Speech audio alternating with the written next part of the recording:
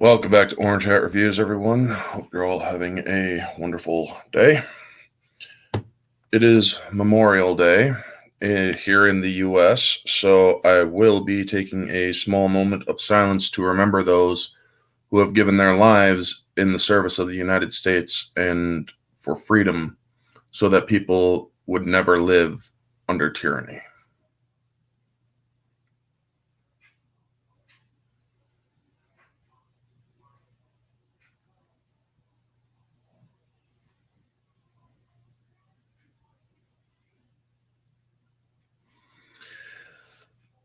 Okay, and this movie that I will be reviewing for today's Memorial Day mystery review. How you doing, Junebug? Good to see you. First off, before I do get started, I do want to say thank you to all who have served, all who have sacrificed, and to all who continue to serve. Never take freedom for granted, folks. Never, because freedom isn't free, it is paid with blood. And to those who take freedoms for granted, have never been handed a folded flag.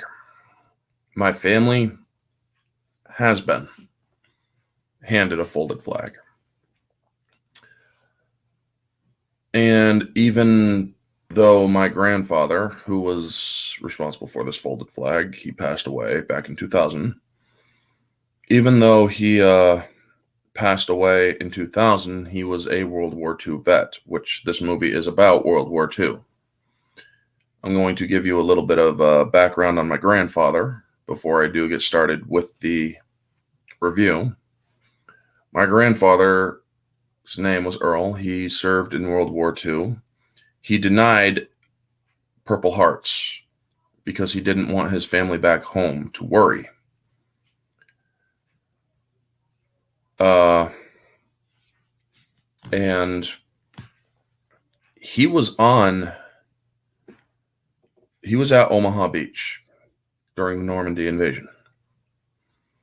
He's seen things that no person should ever see. He saw things that would make people nowadays probably shake them to their core. I can never understand or imagine what my grandfather went through in that war. All I know is that from growing up, the stories I heard was that he would never talk about the war to children or when women were around. I one time asked my grandfather, "What was it like?" And he told me, "I do not talk about it because you are not ready for such, or you're not ready for it. I won't talk about it." He would, however, talk with my great uncles and those who also served. And a wonderful thing about my grandfather is they always had a backup conversation.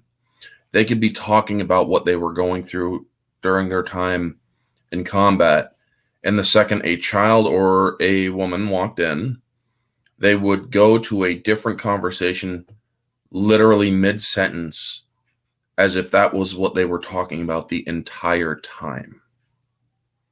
That is the kind of person my grandfather and my other family elders were like when it came to what they had experienced in the war or the wars that they were in.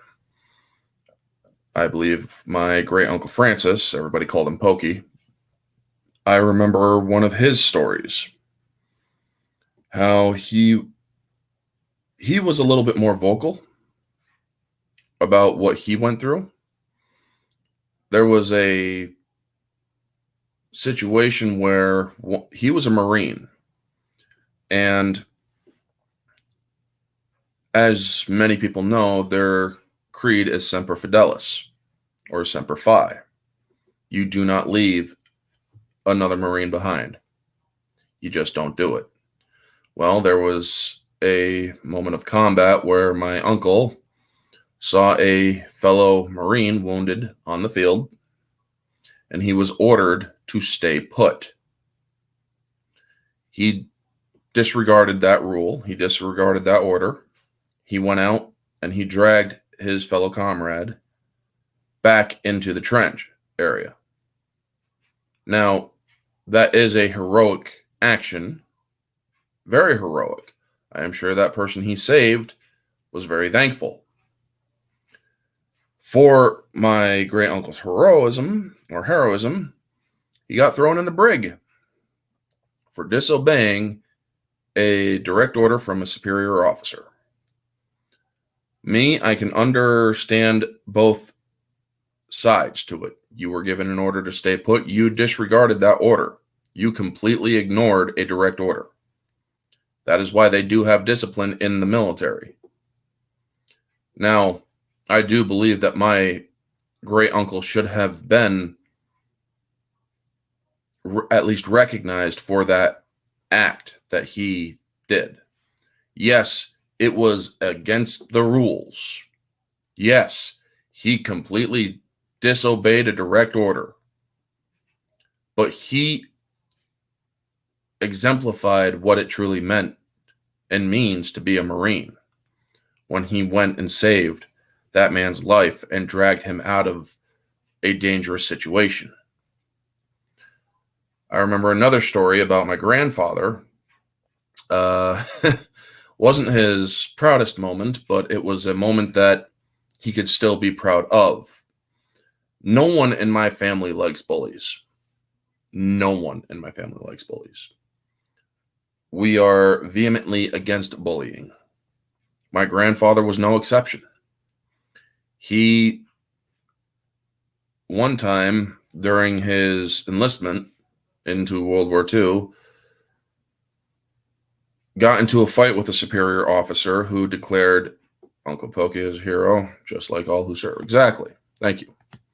And he got into a fight with a superior officer. I can't remember what his rank was, but I do believe he was busted back down to private afterward. This fight was because this superior officer was going beyond his authority and abusing other, from what I understand of the situation, he was abusing his authority and mistreating his men. Well, my grandfather stood up to this officer, and the officer apparently declared, let's disregard rank right now. And my grandfather did so, and unfortunately, that is not a valid thing you can do, disregarding rank. So he still got reprimanded for it, but he won that fight. He beat the hell out of that officer, and he won. He may have gotten busted down, but at least he earned the respect of others around him. When it came to things like Memorial Day and Veterans Day, my grandfather got really quiet. I noticed a couple of times when I was younger. They were days that he would not specifically talk a lot to his grandkids or his relatives, his kids even, because those were days that were personal to him. And my grandfather taught me many lessons, and I will always be thankful for the lessons that I learned from him. I will always love my grandfather and try to do right by him in my life as best as I can. So with that out of the way, let's get into the chat. Junebug, thank you. Happy Memorial Day to all those, or all of our soldiers, past and present and future, and God bless America. And he especially wants to thank Sergeant Melissa Ann Nelson, his girlfriend, who is serving this country as we speak. Thank you to her and for her service. What a coincidence, my great uncle fought on Normandy under General MacArthur. Fought, I'm guessing he meant. Uncle Belgi is a hero just like all those who serve. And when she has been with me on Memorial Day and Veterans Day, I try to treat it as an extension of Valentine's Day. For Melissa, as a love for soldiers, I take her out to dinner and make it her day. And that is indeed a very that is very nice of you.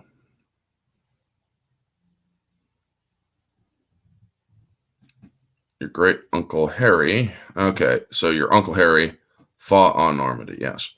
So, yes, the movie that I am going to be reviewing is Saving Private Ryan. This movie is based on real events. However, there are things that are changed and a fictional adage to it. Hello, NB Geeks. My brothers and sisters who did not make it home, I did 20 and made it home. The day I retired 2 years ago, an AF Air Force young pilot died. I keep that in my mind, as many others who we lost for this republic. Yes. So, Saving Private Ryan. In 1998, Spielberg directed a movie based on actual events. The characters, however, are fictitious. The movie doesn't explicitly state that Saving Private Ryan is based on a true story or whether James Francis Ryan is a real person. In fact, I do believe that he is not a real person. From my research, there was a situation that is about this movie. So I'm going to read from the talking points, and that is because it was inspired by a similar scenario, most of which unfolds after the D-Day scenes in the movie. And while that scene is indeed an expression of what happened, it is not fully accurate. The story of Saving Private Ryan is really the story of a terrible tragedy that happens on June 6, 1944, says director Steven Spielberg. Not just the tragedy of D-Day, but the tragedy of brothers killed in action very close to the same day, a couple of them on the same day. This movie depiction of the D-Day landing is the most historically accurate part of the film. As for the rescue of Private James Ryan, that portion of the movie was loosely inspired by a similar real-life scenario, the 1944 extraction of Sergeant Frederick Fritz Nyland. The film cast includes Tom Hanks, Ed Burns, Tom Sizemore, Vin Diesel, Barry Pepper, Giovanni Ribisi, and Matt Damon as the titular character of Private Ryan. This movie is a movie that I believe should be watched every Memorial Day, as it is a testament to those who gave their lives in World War II, fighting for our freedom. This movie references the Sullivan brothers as part of its premise for the story. Now, for those of you who do not know, the Sullivan brothers were two brothers that served on the Juno. And ever since those actions and other family members who served together, they were split up. And I do believe that there are laws prohibiting all of one generation to serve in the military, or at least in an official capacity that involves combat during wartime. Sullivan brothers who died together during World War II were mentioned in the movie, yes, and that did happen. Yes, it did happen. So, DreamWorks and Paramount, along with Amblin Entertainment, which is Spielberg's personal company, were responsible for this film's release and production. The film opens to Old Glory as an elderly gentleman is walking in Arlington Cemetery. We are not aware upon first viewing who this gentleman is. All we know is that he is most likely a veteran. His wife and family are behind him, and he is portrayed by Harrison Young. For the sake of this review, I will call him Old Ryan. The score of this movie was done by the legendary John Williams. And Old Ryan, who we do not know who he is at the time, is walking into the cemetery off the path. The headstones of crosses and stars of David showed that that wasn't just Christians and Catholics that were, or that fought in the military. There were Jewish people who also fought to serve their country. And Ryan then stops at a headstone and collapses, causing his family to rush forward. And he collapses not because of health, but because of emotion, because he is literally walking amongst many people who have died giving their lives in service. And I love how the camera zooms into his eyes and then transitions to Omaha Beach, June 6th, 1944. Specifically, Dog Green Sector. Dog Green Sector was one of the most heavily fortified areas. It had the highest casualty rate in that landing. And I do not believe that my grandfather was in Dog Green Sector. However, he was part of the Normandy landing of Omaha Beach. The landing and the carnage of this scene is very graphic. We are introduced to Captain Miller, played by Tom Hanks, and other soldiers who are getting ready or being rowed in. Some of them you actually see. Some of them are getting sick. They're blowing chunks right on the damn deck because they realize that what they are about to do, well, it goes against everything that they have ever done previous to their time in the military. You see some of them doing other things as well. I remember orders, or you also hear the orders being given by Horvath and others. Horvath is played by Sizemore. And I remember recounts from families talking about what their elders told them. Some of them said it was far more bloodier and more chaotic than the movie allows. And this movie is extremely graphic, folks. This movie is extremely graphic. You will see people with freaking intestines in this scene. You will see people's intestines spilled out. You will see people getting blown apart. You will see so much carnage in this scene. Carnage that, honestly, is very hard to watch. And like I said, missing limbs, missing bodies, half bodies, a blood-soaked beach. This scene was pure chaos. A medic fixing up a soldier only to have a bullet go right through the patient's head, through the helmet. Another soldier looking for his arm and walking off after he picks it up. Another is dragging an injured soldier and a mortar going off around him. And now he's not only he's only dragging half a body. Soldiers being cut down before they even get off the boats. This scene did a very good job at putting the audience in the war zone. Maybe not 100% authentic, but it is as close as they could get, as I said. Soldiers were getting cut down in the water. Soldiers drowning because of the weight of their equipment. You see them drowning. The chaotic movements of the camera lends to the realism. The slow motion and muted sound when Tom Hanks, or when a round blows near Tom Hanks and he's deafened from tinnitus. And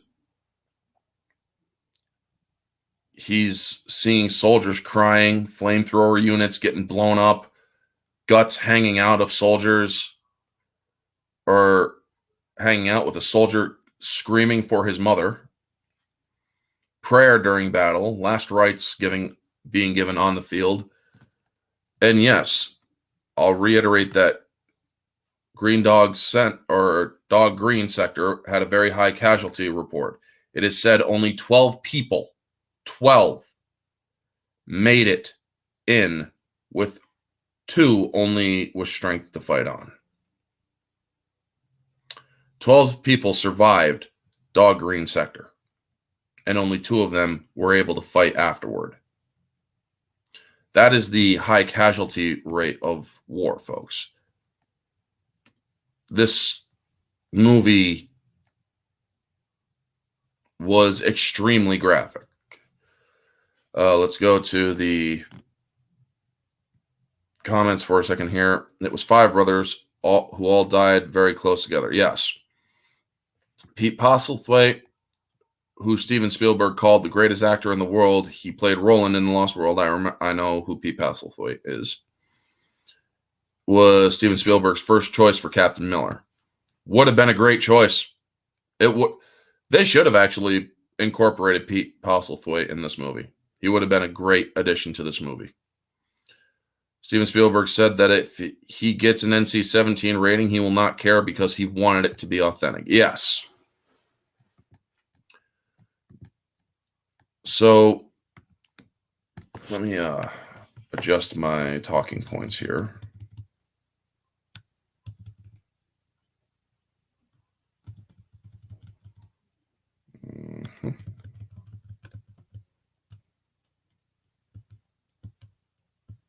There we go. So after the mopping up of the battle, because I'm not going to stay too far or too much into this battle, as I basically described what it was. It was carnage. So at the mopping up of this battle, it shows that there are some soldiers that didn't care if the enemy surrendered. There's 2 soldiers that are hands up. They're speaking Czech, I believe it was, from the subtitles. And 2 American soldiers just gun him down. They're like, what? Boom. And then they shoot him. And you see some soldier. You see all of the different emotions that go on in this. You're not going to see fully honorable soldiers in this movie. You're going to see some soldiers who are incredibly selfish. You're going to be seeing some soldiers who are incredibly scared. You're going to be seeing some soldiers who are not able to handle things at all. You're going to see some soldiers who just don't, or who are past giving a shit. So Hanks seeing this, or Tom Hanks did a good job with his acting in this, especially when he sees this and he has a very sour look that shares the audience's thoughts, showing the aftermath of the battle and the effects it has on some of the soldiers. Some are silent, especially when Vin Diesel gives Mellish a Hitler Youth knife. And he's like, well, now it's going to be used for something else. He's Jewish. I couldn't remember the specific term he used. So then he puts it down. He sits down and he finally just lets go and starts crying. And even my grandfather, who has opened up in a lot more about Vietnam, he was a gunner in the Navy, said that war is not hell on earth. It is infinity times worse than hell. And even Melissa agreed with him. Yeah. I'll let people stay up so they can read that. So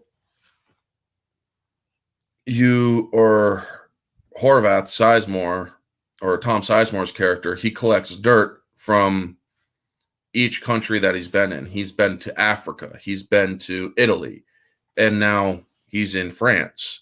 And he puts it in a little collection jar. And it's like, this is some of the things that some people do to cope. to find some semblance of nonviolence. And then we see the red tide washing over the dead. And we even see that dead fish that choked their gills in blood. And the shot zooms in on an S. Ryan, telling us that he is one of the siblings of Private Ryan. We then transition to a scene of women who are typing out condolences letters, and you hear the voiceover of these letters being written, and it's heartbreaking. We see one lady discovering the names of several members of the Ryans. Now, you understand that this is something that it is about the Ryans because you saw it, or pretty much can put two and two together. And because of the four brothers serving back then, bloodlines needed to be passed on. So James Ryan was able to be sent home so that his family was not a total loss. The Ryan mother, women back then feared seeing that military car pull up. They feared it because they knew it carried the worst news. And we see that how she falls, or how she sits on her porch when she gets down. She lays down on the porch, not laying down, but her legs are to the side of her because she knows that she is about to be devastated with what news she is about to hear. Being handed 3 folded flags, essentially, is what would happen. So then we're introduced to General George Marshall, the U.S. Army Chief of Staff, and we hear that the Ryan brothers were split up after the Sullivan brothers died on the Juno. And he reads the Bixby letter from Abraham Lincoln of 5 sons who died in the service to their country during the Civil War. And he starts reciting it from memory. And then he's like, that man or that boy is still alive, and we are going to find him. He is going to come home. It is an order that, in no uncertain terms, it is an order to have a search and rescue for James Ryan. So then we transition back to France, and Captain Miller is called too. And I like how when he gets up to this forward operation area, he sees the luxury in how some of these higher ups have. I mean, they have freaking roast beef sandwiches, freshly made, coffee being poured and whatnot. And you see him looking. It's either he has a look that is hard to read. It can either mean he or these pompous assholes have no idea what we just went through, and they're throwing this shit in our face, or he really wants to get in on that sandwich. It's really hard to tell. And there's somebody outside doing a buzz trimming with weed whacker. Great.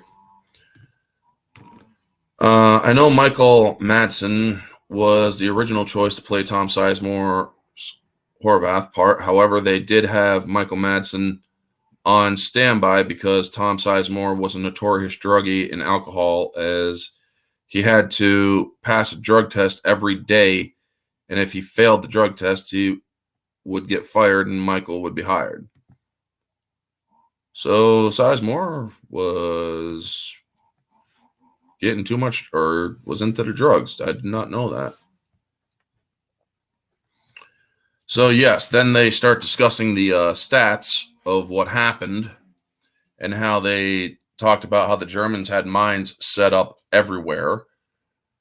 I mean, they mined the hell out of the area. Even if you got past the beach, you had to deal with mines going further in. And then he receives the order to bring a Private James Francis Ryan home, that his unit did a misdive, and he's behind enemy lines. And so this unit that's going to consist of bringing this boy, or bringing him home, consists of Ryben, Ed Burns, Jackson, Barry Pepper, who is a God-given or God-talented sniper in this movie. Wade, who's the medic, Giovanni Ribisi. Carpazzo, which is Vin Diesel. Mellish, Adam Goldberg. Upham, Jeremy Davis. And Miller and Horvath, Hanks and Sizemore. The cinematography in this movie is top tier. It is top standard. Spielberg knew how to capture the iconic shots, like the unit coming over the hill and walking through the countryside. The question about why they're risking their lives to save one guy. The term foobar and how Upham doesn't know what foobar means. They say it's French, they say it's German, and he's looking in all the damn dictionaries, doesn't know. The storm and the men are getting into Neuville. The code words, we then get introduced to Paul Giamatti. This film had such a freaking all-star cast. There were the French family wanting their kids to go with the unit, and they say no, but Carpazzo says yes. He's like, I'm sorry, sir, but she reminds me of my niece. And then as he lets her go, he gets hit by a sniper fire. They have Jackson try to find out where the sniper would be, and they see that he's most likely indeed in the bell tower. And Carpazzo starts bleeding out, and he pulls a letter. He's like, I need somebody to write or rewrite this and get it to my father. He needs to know. And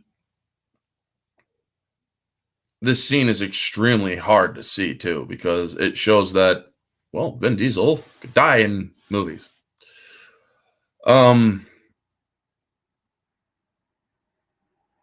We then see Jackson moving into position, and you also see the sniper through his scope, and he gets in on Jackson, and you see Jackson's muzzle flash, and then you see what happens to the sniper where it goes through the scope and through his head and eye. That's how good that Jackson is.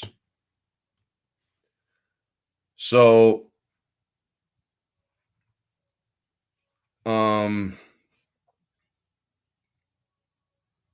Carpazzo's letter gets picked up by Wade, and Ryben, he absolutely hates the mission, and Miller also says, this is why we do not take kids. This is why we have to frickin' follow our orders. And the girl who was handed off to them goes back up to her father and starts slapping him because he literally gave her away and put her in danger, you know? These are tough things to see, man. So we then have a small reprieve, and you also see Ed Burns literally looking at Carpazzo's dead body, and he says, fuck Ryan. So you know that Ed Burns' character is not going to want to put up with this shit anymore. Ryben he doesn't like this particular mission. He doesn't like it at all. He doesn't understand it. He doesn't get it. He just doesn't want any part of it. So then we get that reprieve, and Paul Giamatti's character sits down to take out something out of his boot and ends up sitting on something that causes a wall to collapse, and they find a bunch of Nazis in there. And it's a standoff, folks. And there's and then you start seeing the Nazis getting cut down. This is a pure standoff. And then you see that Captain Hamill, who is played by Ted Danson, is there. He's the one that just blasted the hell out of the Nazis with his men. Now, this movie also proves that Vin Diesel is a better actor than people give him credit for. Yes, indeed.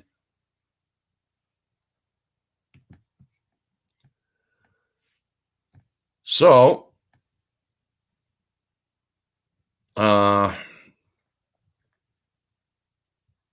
We then have another small reprieve where they're asking, we're looking for Private Ryan, James Ryan, and Nathan Fillion plays the wrong Ryan. And I'm like, oh my God. The acting in this scene, Nathan Fillion's acting, you get a small sense of a small sense of humor in the scene because they screw up. They indeed screw up. It's like this is a mistaken identity, but you also see the consequences of such a mistake. They're looking for James Francis Ryan. This is not James Francis Ryan. And they tell him that his brothers are dead and that he's going home. He's like, how did he die? They were killed in action.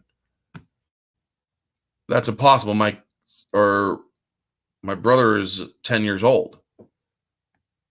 You're Private James Ryan, James Francis Ryan. No, he's not. He's Private James something else Ryan.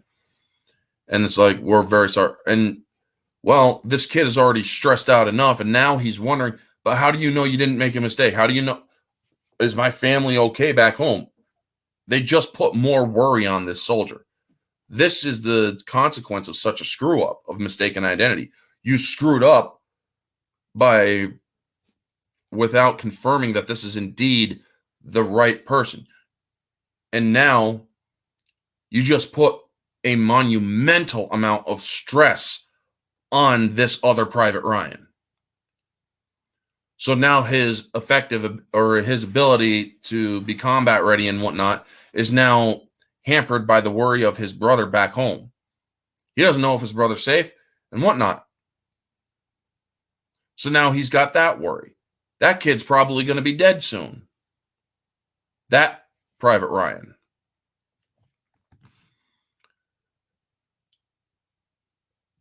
And we then get into the small church reprieve before they re-embark.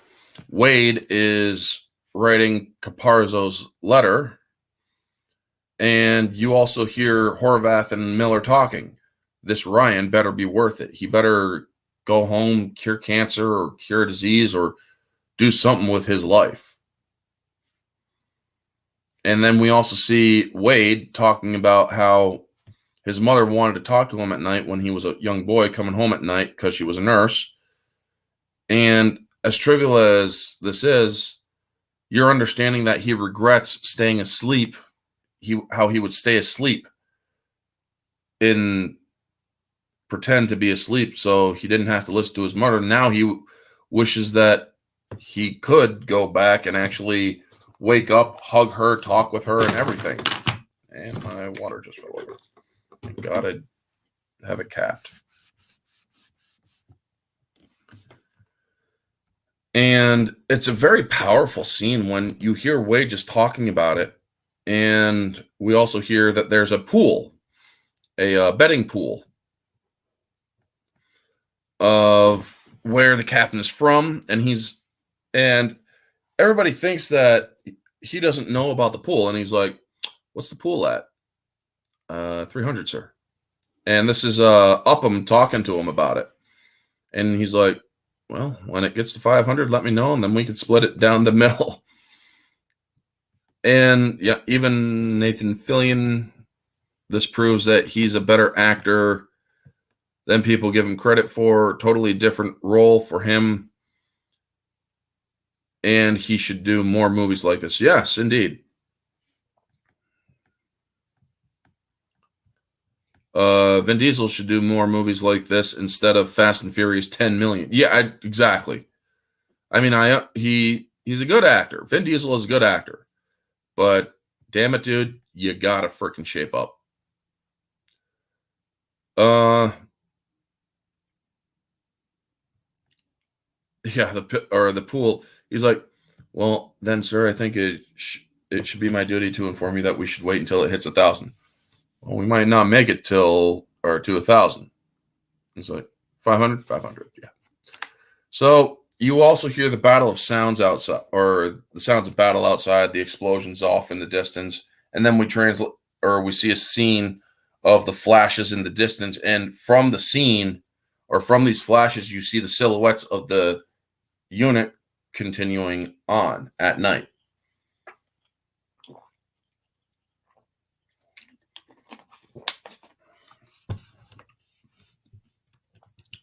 So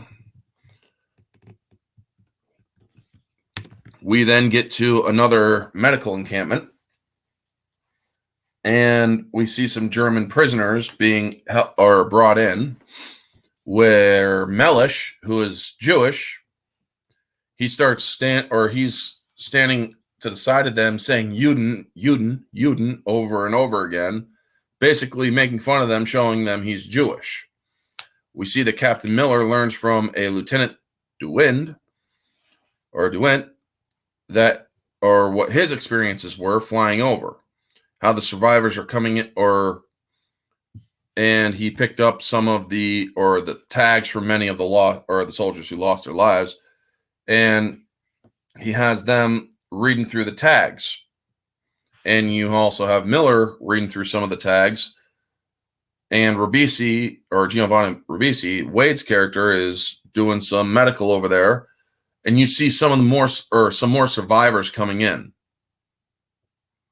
and you see them looking at these guys while they're making light of the searching through the tags like it's a poker game. And the look on their faces says it all. You are literally disgracing those who died by making light of this. You're laughing about this shit. What the fuck is wrong with you? And Wade comes over. He's like, you guys not see that they're all looking at you right now? Put these fucking tags away. And Miller even steps in. He's like, he's not here. And so Miller, he loses it for a moment. He realizes he starts asking survivors, French people. He's like, whatever, or we're looking for Private Ryan. Private Ryan, where's Private Ryan? Have you seen Private Ryan? He starts losing it. And then, well, a lucky freaking break comes out where this guy who has part of his ear blown off and who can't hear knows James Francis Ryan. And so they have to write down what they're saying. And because he can't hear because of the massive tinnitus of a grenade going off near him. And he tells me, he's like, he might be, or he's probably at Rommel where we're holding the bridge. And so they get their lucky break and they start heading towards Rommel. Well, on the way to Rommel, they happen across a German machine gun placement. The unit now must decide whether to take it out or skip it. And they decide to take it out amongst heavy resistance and of the unit. The unit's like, we need to get the Ryan. We can't just stay here and take it out. Let somebody else take it out. No. Why the hell are we doing this, man? Well, they have Upham hold back because he's not really combat ready. He's literally was just a translator. And after the engagement, he brings up the stuff, and Wade is wounded and they can't save him. They use up all their morphine to allow Wade to slip peacefully out. And Wade starts calling for his mom at the end. Now, Reiben goes off on the survivor. He's beating the fuck out of this Nazi.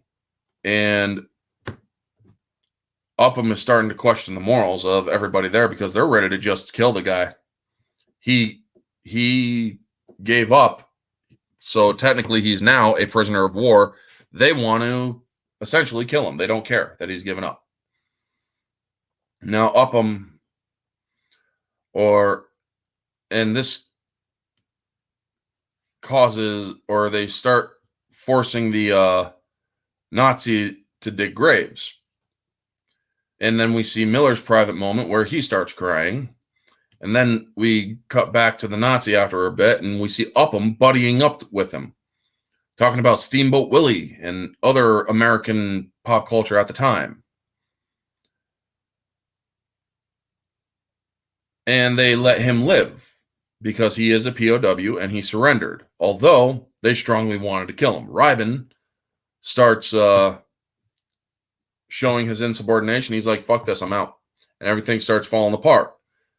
And then Miller decides to diffuse the whole situation. I mean, and when I say that things were falling apart, you had Horvath pulling a gun on Reiben because he was about to desert.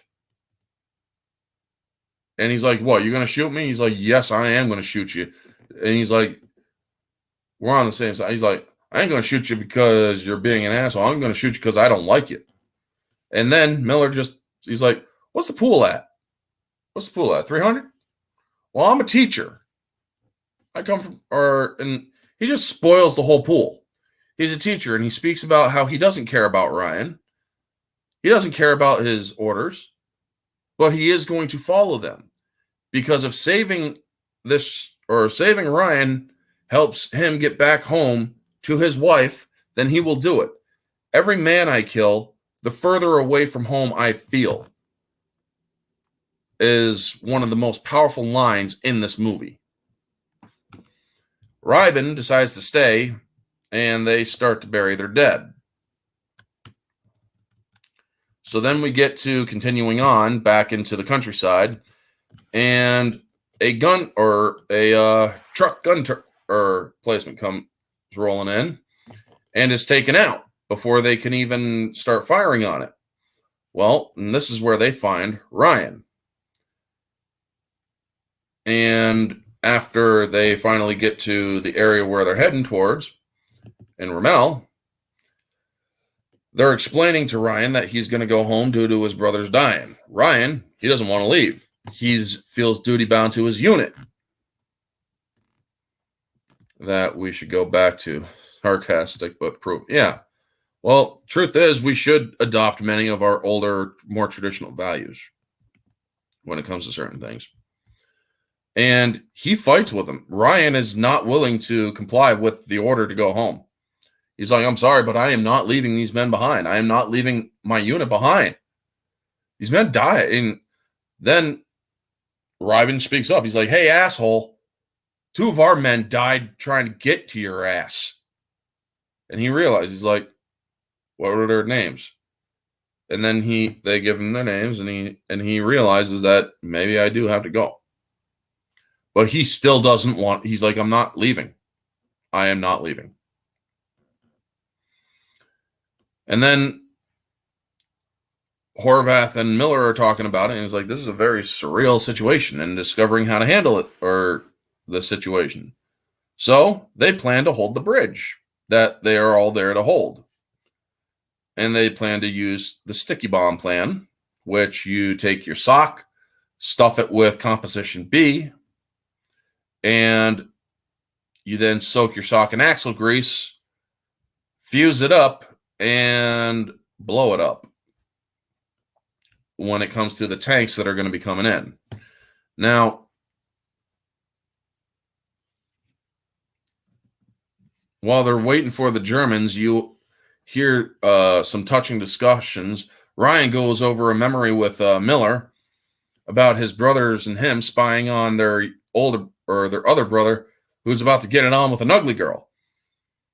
And then after that scene, which is a nice scene, it really does exemplify Matt Damon's acting in that moment, how he's so involved in telling the story, and because he can't remember his brother's faces. And so Miller tells him, you need to add context. Don't try remembering just their faces. Bring back memory of what you guys did together, you know?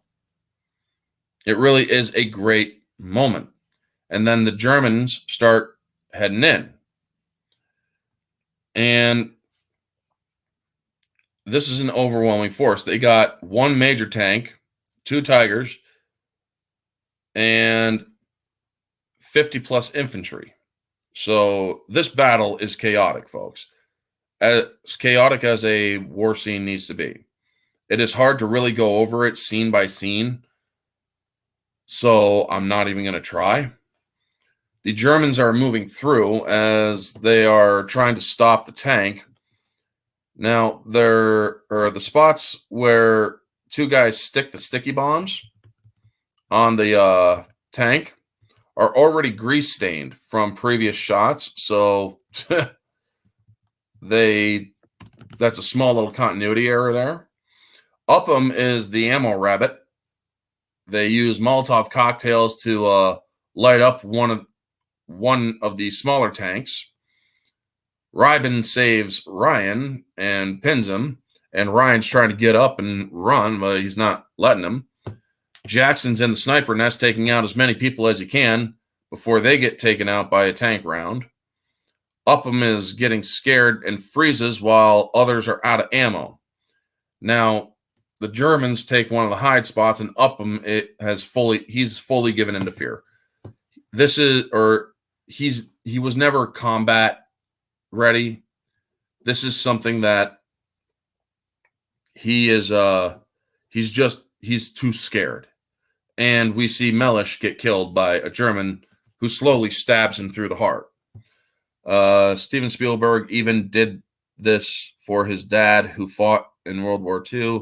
His dad passed away last year at 103 years old. Wow. Condolences to Mr. Spielberg and his father.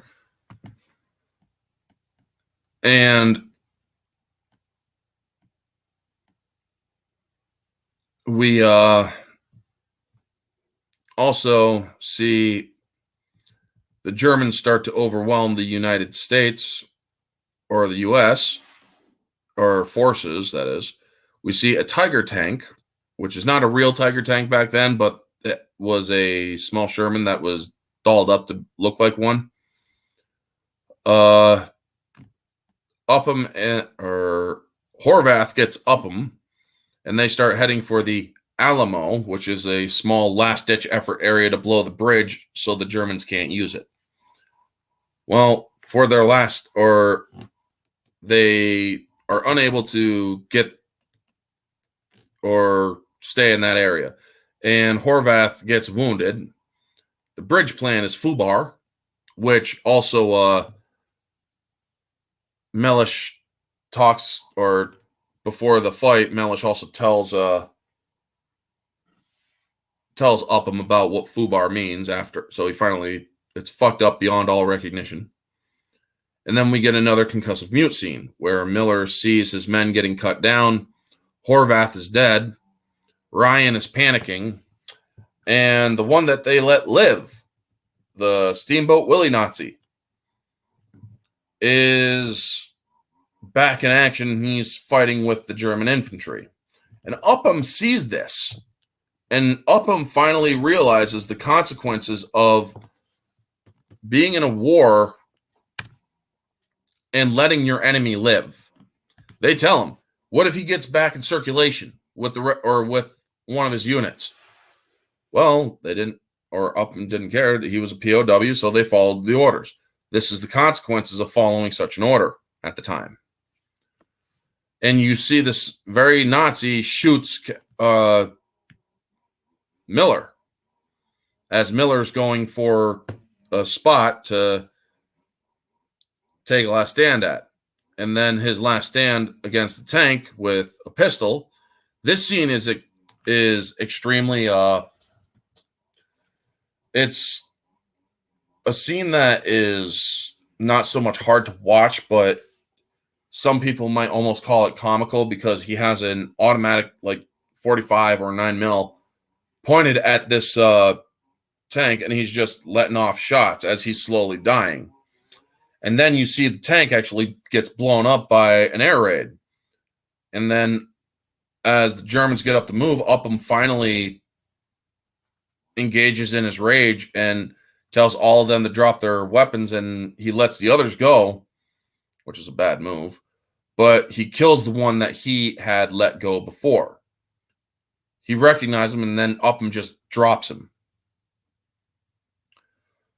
So the U.S. forces are starting to arrive, and Ryan goes to Miller, and Miller tells him to earn this, to earn going home before dying.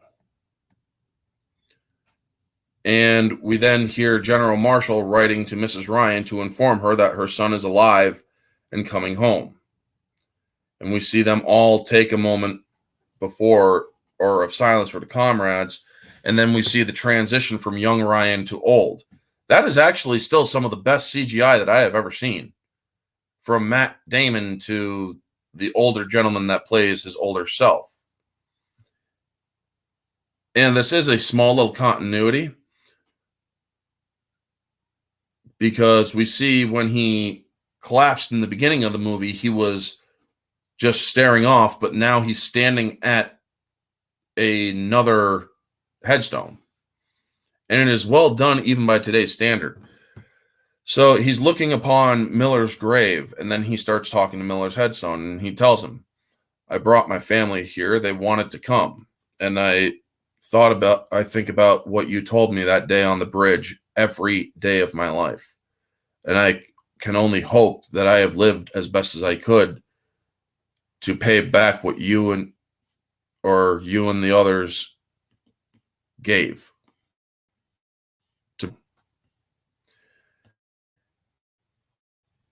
And how it is very emotional as his wife comes up to him and he asks her, tell me I've lived a good life.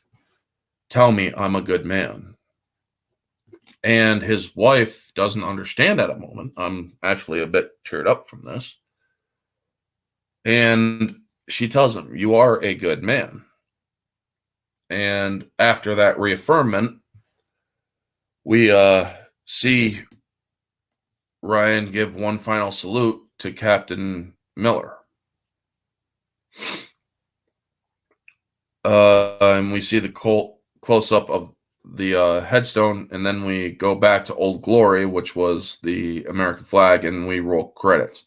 While this movie has a numerous amount of continuity errors and whatnot and goofs, this movie still holds an objective high standard. Its writing, its cinematography, its score, its acting, directing, setting is all top notch. Saving Private Ryan is an exemplary military movie that, as I said at the beginning of this review, should be watched every Memorial Day for people who still love this country and honor the military. And I think that every actor in this movie did a wonderful job acting. And I think that it is also important, even in these times that we're living in now, that we remember history, that we honor history so that we don't end up repeating history. There's wars going on right now. There's situations going on with our military. And I do believe that everybody who serves, not every one of them serves honorably. There are some who don't. But those who are distinguished and those who went into battle all those years ago during World War II, World War I, Revolutionary War, Civil War, all of them should be honored on Memorial Day. Folks, that's going to conclude my review for Saving Private Ryan. Objective score is a 9 out of 10, even with the continuity errors and are so small that you barely see them. So yes, this movie is a 9 out of 10. Subjectively, in moviegoer, they're 10 out of 10s. This movie is important, and I cannot stress that enough. Movies like this are important because it shows, or it gives us a reminder that war is one of the ugliest things that can happen and why we shouldn't celebrate war.